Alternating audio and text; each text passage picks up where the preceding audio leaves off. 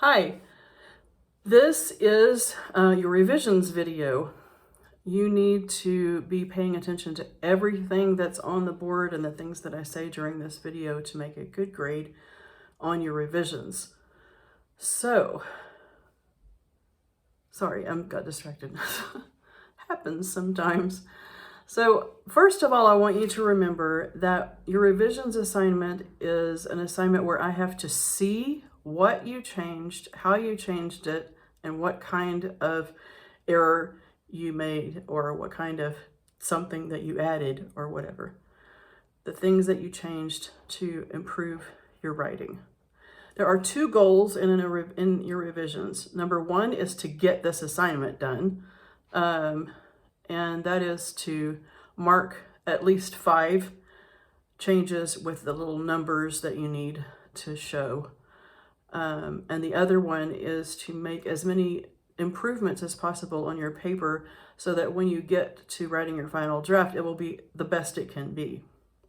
Remember, this is an op-ed paper. That means you should be saying your opinion about some kind of current issue or event. So here we go. I'm going to back out so you can see the board. All right. So you can see that this is centered around the 6 traits of writing that you should have learned by now after all these years. And it starts with ideas. For your ideas change, what I want to see you do is add support for an opinion or add details or examples, etc.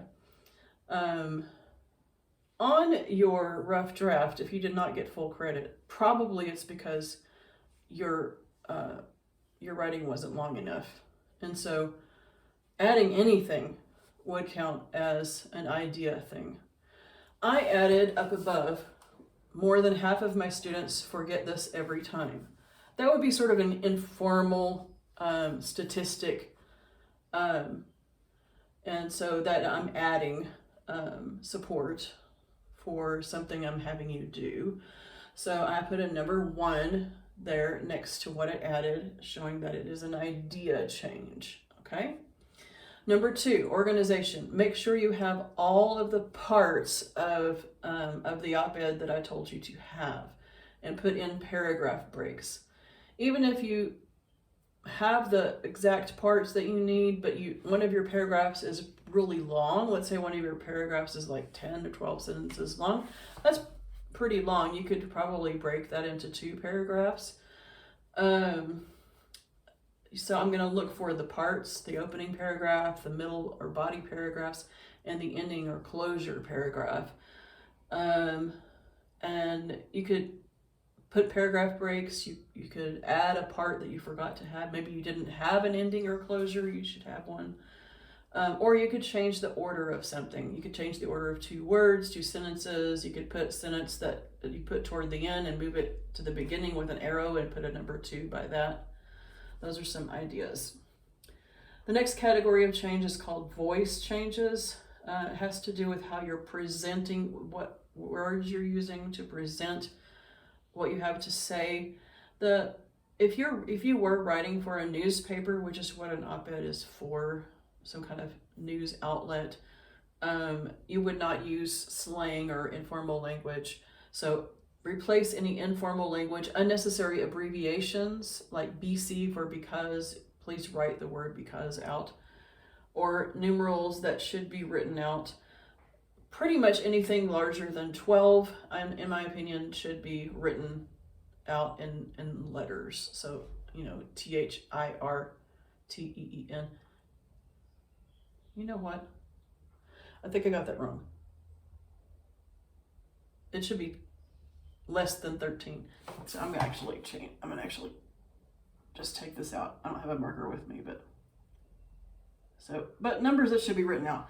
In other words, if you have 2 reasons for something, then just write TWO. Don't put the numeral 2.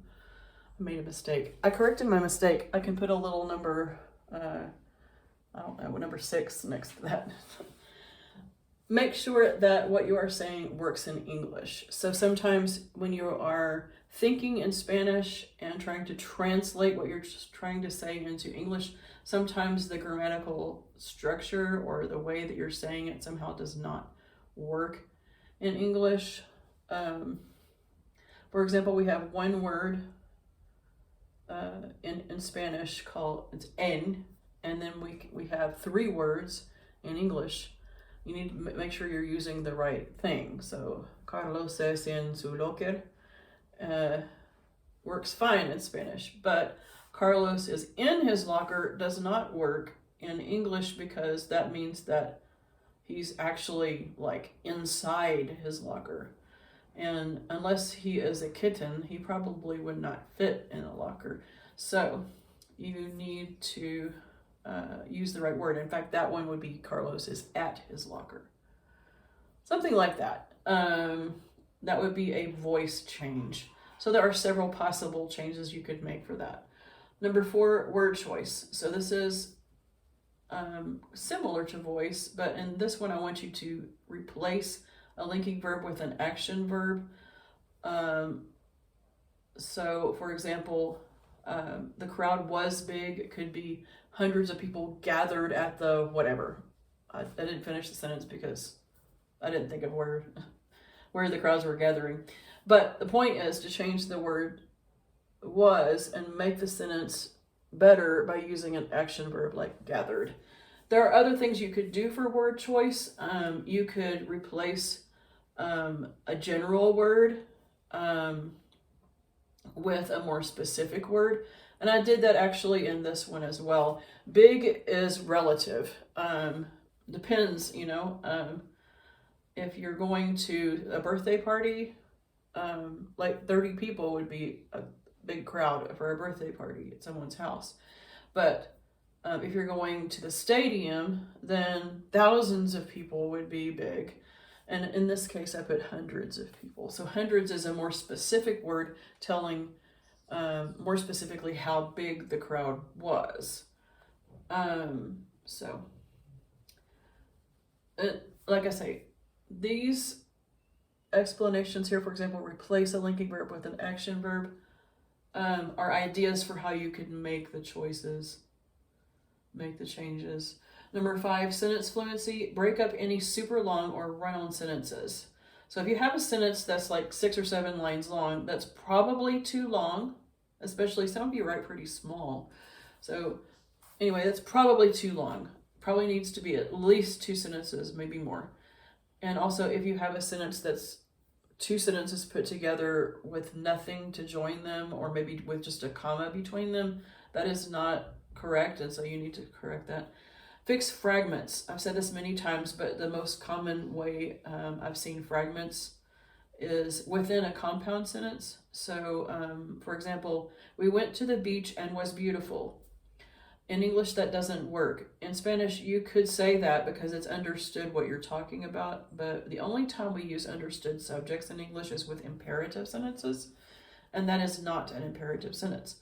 So you would need to say, we went to the beach and the sunset was beautiful. We went to the beach and the time we had was beautiful, etc. So that would be a way you could fix a sentence fluency problem. Sentence fluency just has to do with how well your paper reads, how much it flows from sentence to sentence. Put short sentences next to long ones. That kind of calls your reader to attention. A bunch of long sentences in a row can put your reader to sleep, kind of. So don't put lots of long sentences together. Number 6, convention errors. This is the kind of thing that people normally do when they do revisions and they didn't watch the video. They just fix 3 or 4 convention errors and turn it in. And for that, you get 1 point because you did one kind of correction. Even if you did a whole bunch of convention errors, but you didn't do any of the other stuff, you would still only get 1 point. I said especially subject-verb agreement because that's a common mistake, and we already went through that unit. everyone think he's smart should be everyone thinks he's smart. So if you put a little S, you can put a little number 6 next to that because that's a convention error correction. Excuse me. And let's see, convention errors.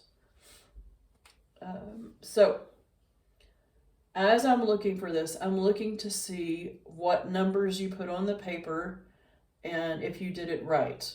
Okay, so if you put this and then you put a number 2 next to it, that wouldn't be right because what it is a number 6 change. So you need to have the right number next to the right thing.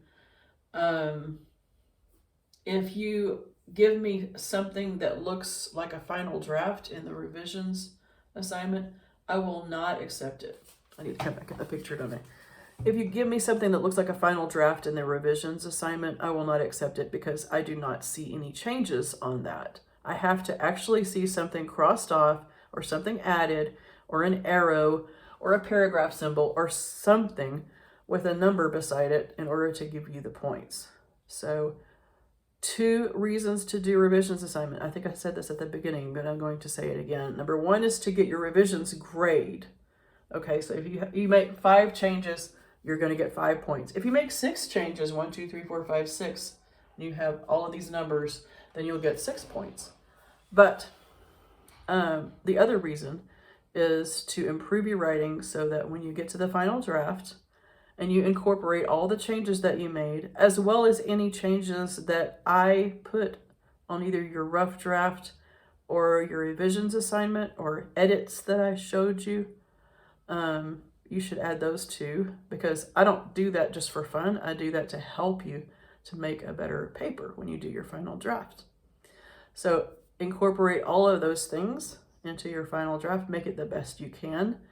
And so then that will be your final draft grade. So 2 different grades: revisions with messy paper with changes, final draft, neat paper, all the changes made.